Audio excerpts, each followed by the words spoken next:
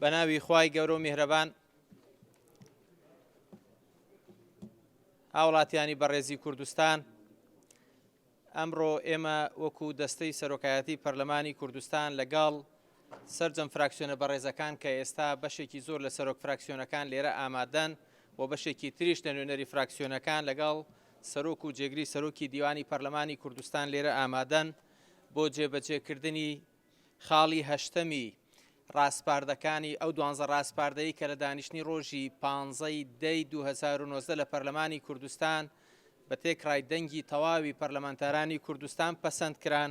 کە بریتیە لەوەی پەرلەمانی کوردستان هەڵمەتێکی نیشتیمانی بۆ کۆکردنەوەی کۆمەک و پشتیوانی بۆ خوشک و برایانمان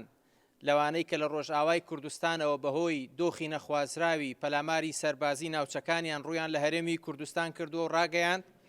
ئەمڕۆ وەکو دەستەی سەرۆکایەتی پڕبەدڵ سوپاسی دەستپێشخەری پەرلەمانتارە بەڕێزەکانی سەرجەم فراکسیۆنەکانەکەین کە وەکو ئەرکێکی پەرلەمانی وەکو ئەرکێکی نیشتیمانی وەکو ئەرکێکی مرۆیی ئەم هەڵمەتەیان لە ناو تەلاری پەرلەمانی کوردستانەوە ڕاگەیاندووە و سەرجەم پەرلەمانتارە بەڕێزەکان و سەرجەم فەرمانبەرانی پەرلەمانی کوردستان بەشدارن تیایدا بۆ کۆکردنەوەی کۆمەک و پشتیوانی مادی بۆ سەرجەم ئەو ئاوارە و پەنابەرانەی کە ئێستا لە هەرێمی کوردستانن بەگشتی بەتایبەتی بۆ خوشک و برایانی ئاوارە و پەنابەری ئێمە کە لە ڕۆژئاوای کوردستانەوە هاتوون و بەپێی دوایین ئامار کە لە وەزارەتی ناوخۆی حکوومەتی هەرێمی کوردستانەوە بە ئێمە گەشتۆ ژمارەیان گەشتۆتە نزیکەی 17,000 ئاوارە کە پەنابەر کە لە ڕۆژئاوای کوردستان ڕویان لە هەرێمی کوردستان کردبێ و ئێستا هەرێمی کوردستان بەڕێزان کۆی گشتی ئەو ئاوارە و پەنابەرانەی کە لە هەرێمی کوردستانن 1,42,462 کەسن لەمەش 790,078 ئاوارەی ناوخۆیی عێراقن کە لە شار و شارۆچەکانی تری عێراقەوە ڕوویان لە هەرێمی کوردستان کردووە و 252,386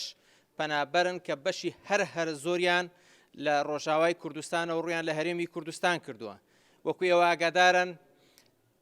هەرێمی کوردستان بە دۆخی قەیرانێکی ئابووری سەختا تێپەڕی بوو بۆیە بە تەنها وەکو هەرێمی کوردستان نەمانەتوانی تەواوی پێداویستیەکانی ڕۆژانەی ئەم ئاوارە خۆشەویستانە و ئەم پەنابەرە خۆشەویستانە دابین بکەین بەڵام سەر ڕای ئەوەش گەلی کوردستان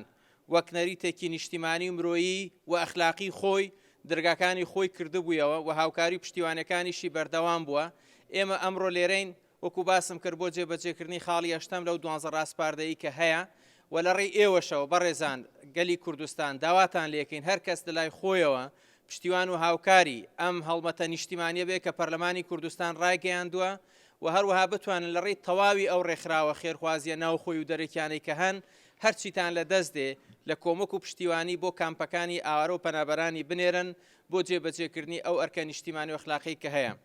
ئێمە لێرەوەکو دەستەی سەرۆکایەتی جارێکتر بە ناوی خۆم و بەڕێز سەرۆکی پەرلەمان و سکرتێری پەرلەمان دەستخۆشیێکی تەواو لە سەرۆک فراکسیۆنە بەڕێزەکانەکەین کە ئەمڕۆ لێرە ئامادەن و دەستخۆشیێکی تەواو لەو پەرلەمانتارە بەڕێزانەکەین کە دەستپێشخەریان نواند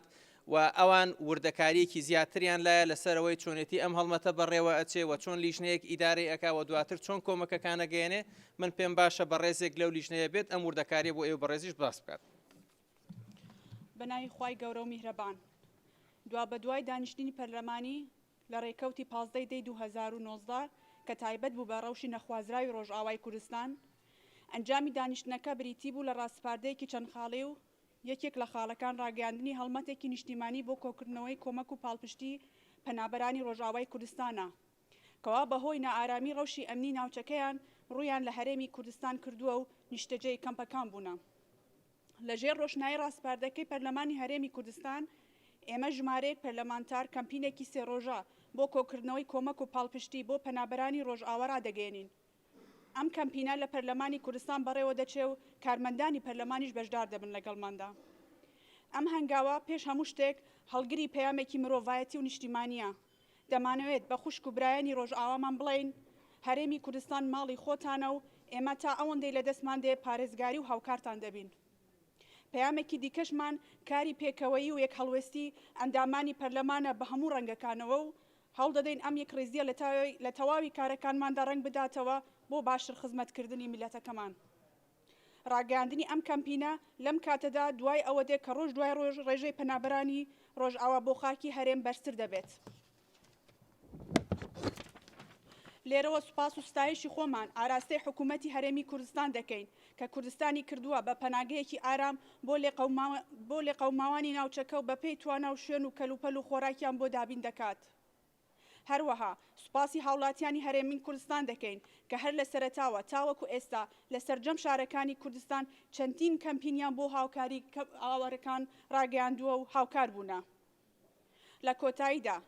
داوا لە حکوومەتی عێراق دەکەین لە ڕێگەی ئەو بڕە بودجەی کە تەرخانی کردووە بۆ دۆخەنە ئاساییەکان بە ناوی بودجەی یەدەک یاخود بودجەی تەواری هاوکار و هەماهەنگی حکوومەتی هەرێم بێت بۆ تێپەڕاندنی دۆخەکە. هەروەها داوا لە کۆمەڵگەی نێودەوڵەتی و ڕێکخراوە جیهانیەکان دەکەین هاوکاری هەرێمی کوردستان بن لە ڕووی مرۆییەوە. لەم قۆناغەدا وەک بە کەلتورکردنی ڕۆحی هاوکاری و پاڵپشتی بەبێ جیاوازی تەنها بۆ ڕێزگرتن لە مافە مرۆڤایەتیەکان ئەمڕۆ وەکو پەرلەمانتاری هەرێمی کوردستان بە هەڵمەتەکە دەست دەکەین. زۆر زۆر سوپاس.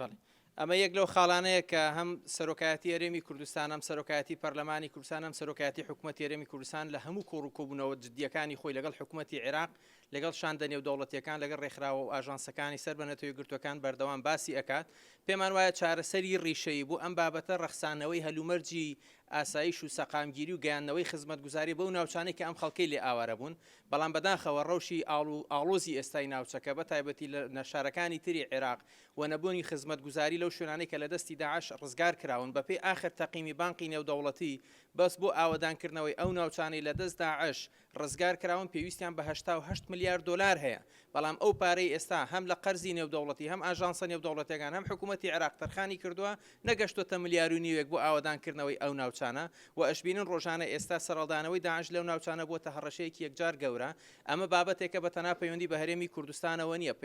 هەرکێکی بەرپرسیارەتێکی ئەخلاقی نێودەوڵەتیە کە حکوومەتی عێراق ئەبێ شانی زیاتری باتەبەر و هاوکاری لە نێوان کۆمەلگای نێودەوڵەتی حکوومەتی عێراق بۆ هەرێمی کوردستان زیاتر بکرێت کە بەداخەوە ئێستا وەکو پێویست نییە. بۆ ئێمە لێرەوە جاری تر ڕوو لە ڕای گشتی خۆمان و ڕای گشتی نێودەوڵەتی ئەەکەین کە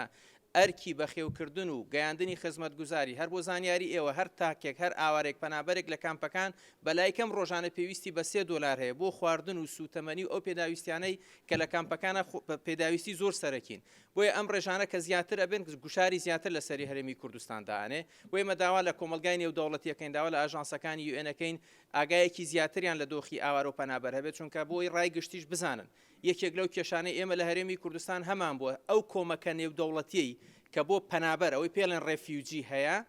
شمولی ئاوارەی ناوخۆی ناکات، چونکە ئاوارەی ناوخۆی لە حدودی ئەم وڵاتە نەچوەتە دەرەوە. بۆیە ئەبینی زیاتری ئەو کۆمەکە نێودەوڵەتیانەی بۆ ئاوارە و بۆ پەنابەرەکان هەن زیاتر بۆ لوبنان و ئوردن و تورکیا و ئەو وڵاتانی تر چوون. هەر شتێکی تر حتا بۆ پەنابەرانی سووریا کە بۆ عێراق هاتبێ بە حکوومەتی عێراق دراوە بە هەرێمی کوردستان نەدراوە. بۆی گوشارەکە لەسەر هەرێمی کوردستان زیاتر و پێویست بەوەکە کە ئێمە چاومان لە دەستی و بازوو هەڵمەتی کۆمەکی خەڵکی خۆمان بێ و هەروەها گوشاری زیاتر لەسەر کۆمەلگای نێودەوڵەتی بکەین.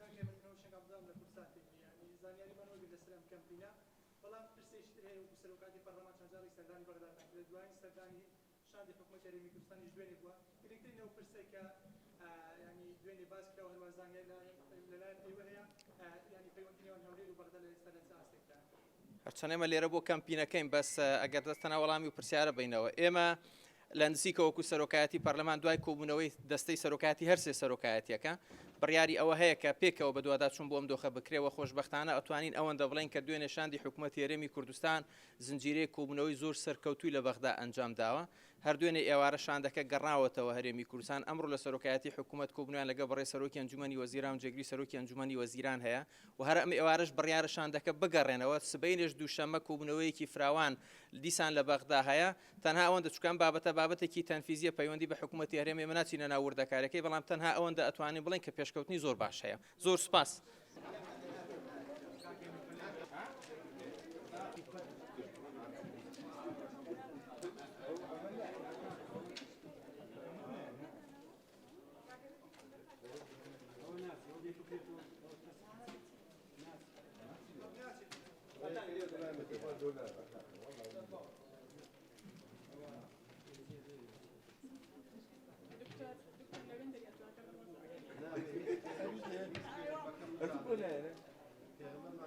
عليه الصلاة والسلام اتق النار ولو بشق التمرة تنانت من كافر ما يجيش به دبيت أبوي فارسني خلكانه لا أريد وصف نافشكاين دواروش كوكر ما دامنا يا مام دعوة كذا فارك ما ترى بيجينا فارك ما دستخوش بياخد دستپێكردنەکەی كي تشون دبيت هذا زور تشاكا استام انتظاماتك من الشراطة بروم دستخوش بياخد زور سباس دستخوش بياخد زور سباس استملاك